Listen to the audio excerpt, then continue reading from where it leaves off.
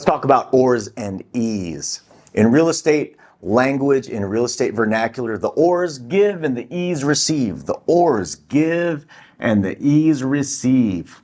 What is being given? What is being received? First off, I want to talk about the grantor, grantee. The grantor is the person giving or the entity giving the real property, and the grantee is the person receiving. Now, you can give or receive in a variety of ways. If you're selling, then the grantor is also called the vendor, and the buyer would be called the vendee. The vendee in this case is the grantee. The vendor in this case is the grantor. What if a lease is being given? Lease, L-E-A-S-E. Then we have the lessor who's giving the lease and the lessee who's taking the lease. Another way that you might understand it is the tenant as the lessee and the landlord as the lessor. Then we have an assignment. If you're going to assign a lease to another party, the person assigning would be called the assignor, and the person receiving would be the assignee. In which case, why might we see this? We would see this in a leasehold sale transaction, in which the person who owns the lease on the property is assigning the lease to another party.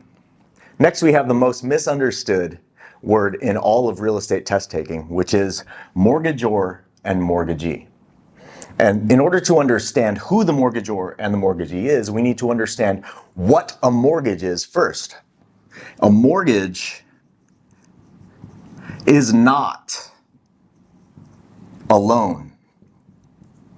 A mortgage is not a loan. A mortgage is a written instrument. It's a legal instrument, about 4, 5, 6, 7, 8 pages, that pledges real property as collateral for a loan. You might hear people say, oh, I have a mortgage. And what they mean is they have a mortgage loan. But in order to get a mortgage loan, they had to first give a mortgage to the lender. That's why the mortgagor is always the borrower. The mortgagor is always the borrower, and the mortgagee is always the lender. Okay, a mortgage is not a loan. It is a written legal instrument that pledges real property as collateral for a loan. Finally, we have devisor and devisee. To devise is to will upon death. So, if you are inheriting property from someone, you would be the devisee. If you are willing property to someone upon your death, you are the devisor.